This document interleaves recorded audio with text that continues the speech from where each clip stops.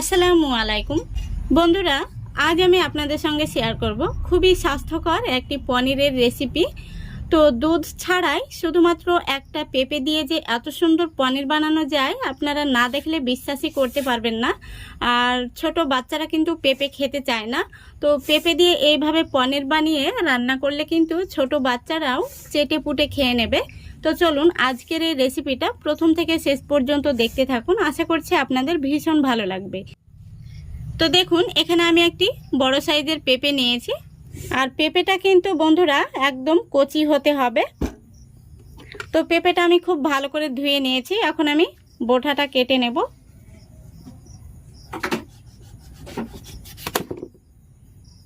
দেখতেই পাচ্ছেন আমি বোটাটা কেটে নিয়েছি। পেঁপেটাকে এখন আমি দুটো ভাগে কেটে নেব।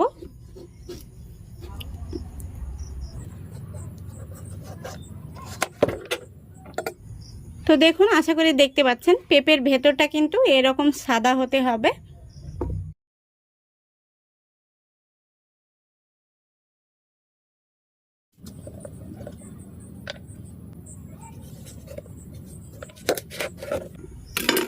পেঁপেটাকে আমি 4 টুকরো করে নিয়েছি। এখন আমি একটি চামচ নিয়েছি, চামচ দিয়ে পেঁপের ভেতরের অংশটা আমি এইভাবে তুলে নেব। এটা থেকে গেলে কিন্তু পনিরটা একটু তিতা ভাব লাগবে, তো এটাকে অবশ্যই চামচ দিয়ে অথবা চাকু দিয়ে এইভাবে তুলে নিতে হবে। এই দেখুন, তারপরে আমি একটি এখানে দেখুন পিলার নিয়েছি, এটা দিয়ে পেঁপের খোসাটা ছিলে নেব। লক্ষ্য রাখতে হবে এখানে কিন্তু সবুজ অংশ রাখা যাবে না। পেঁপের যে এই সবুজ অংশটা রয়েছে এটা কিন্তু রাখা যাবে না, নইলে কিন্তু পনিরের কালারটা ভালো হবে না।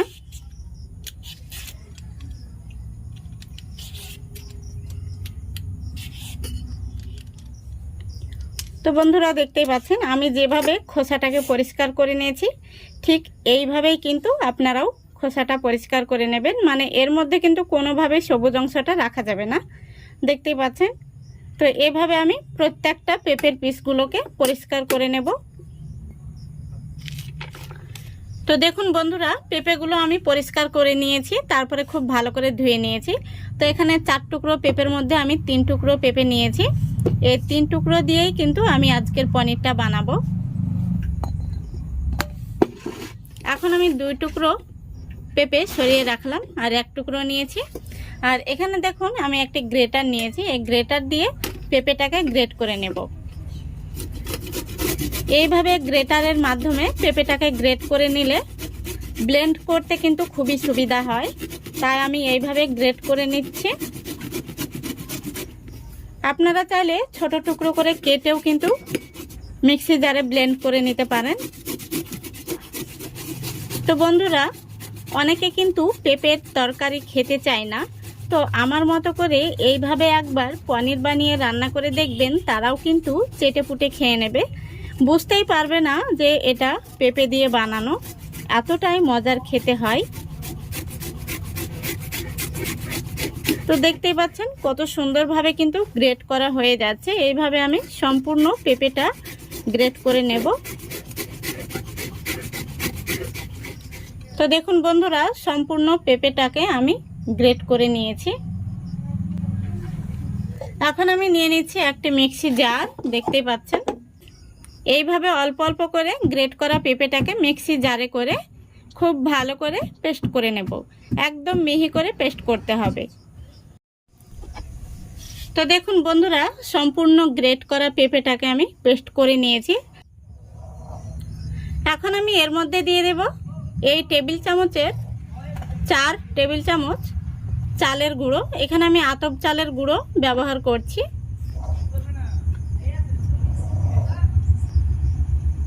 তারপরে দিয়ে দিচ্ছি 2 টেবিল চামচ ময়দা,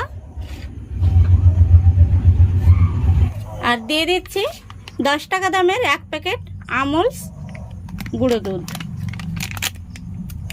এখানে গুঁড়ো দুধটা দেওয়ার কারণে এই পনিরের টেস্টটা কিন্তু দ্বিগুণ বেড়ে যাবে। সবশেষে দিয়ে দিচ্ছি স্বাদ মতো লবণ।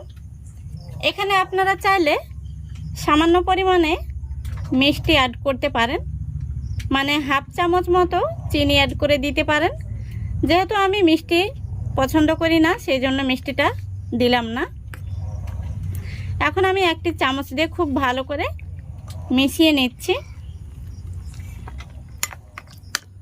তো দেখুন খুব সুন্দর করে আমি মিশিয়ে নিয়েছি। এখন আমি এটাকে একটা সাইডে সরিয়ে রাখছি, আর এখানে নিয়ে নিচ্ছি একটি থালা।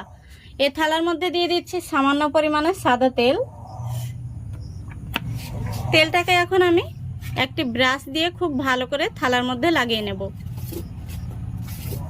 এইভাবে তেলটা লাগিয়ে নিলে পনিরটা খুব সহজেই উঠে আসবে। এখন আমি পনিরের ব্যাটারটা এই থালার মধ্যে দিয়ে দেব।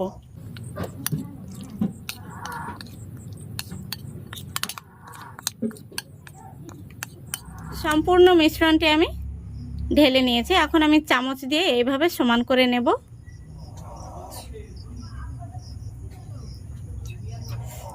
দেখুন বন্ধুরা, আমি খুব সুন্দরভাবে চামচ দিয়ে সমান করে নিয়েছি। এখন আমি এটাকে ভাপে বসিয়ে দেব। এদিকে আমি আগে থেকে গ্যাসটা অন করে কড়াই বসিয়ে দিয়েছি, আর কড়াইতে পর্যাপ্ত পরিমাণে জল দিয়ে একটি স্ট্যান্ড বসিয়ে দিয়েছি। দেখতেই পাচ্ছেন জলটা ফুটতে শুরু করেছে।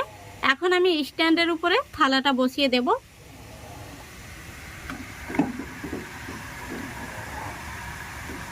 এইভাবে খুবই সাবধানে থালাটা বসিয়ে দিতে হবে, কারণ এই সময় কিন্তু কড়াইটা খুবই গরম থাকে।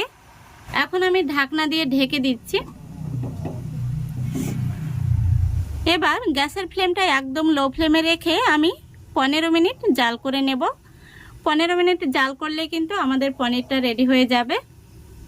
তো ফিরে আসছি 15 মিনিট পর। দেখুন বন্ধুরা, পুরো 15 মিনিট হয়ে গেছে। এখন আমি ঢাকনাটা খুলে দেখে নেব পনিরটা হয়েছে কিনা। দেখুন খুব সুন্দরভাবে হয়ে গেছে। একটি কাঠি দিয়ে দেখে নিলাম পনিরটা হয়ে গেছে। তো এখন যেহেতু থালাটা ধরা যাবে না, তাই এভাবে আমি ঠান্ডা করে নেব, তারপরে আপনাদের দেখাচ্ছি।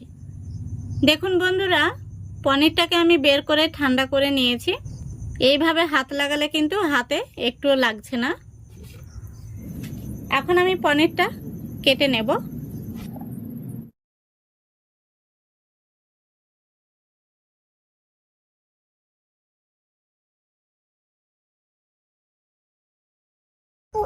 তো দেখুন আমি খুব সুন্দরভাবে কেটে নিয়েছি।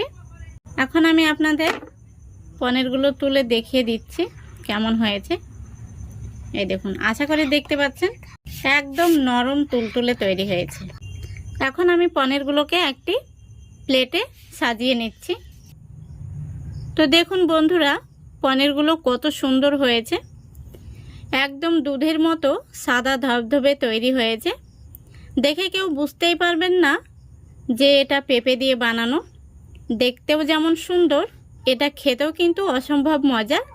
আপনারা একবার হলেও বাড়িতে বানিয়ে দেখবেন, বাচ্চা থেকে বড় সবাই কিন্তু চেটে পুটে খেয়ে নেবে।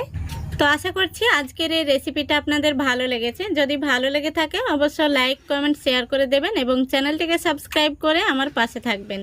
আজকের মতো এখানেই বিদায় নিচ্ছি। সবাই ভালো থাকবেন, সুস্থ থাকবেন। খোদা হাফেজ।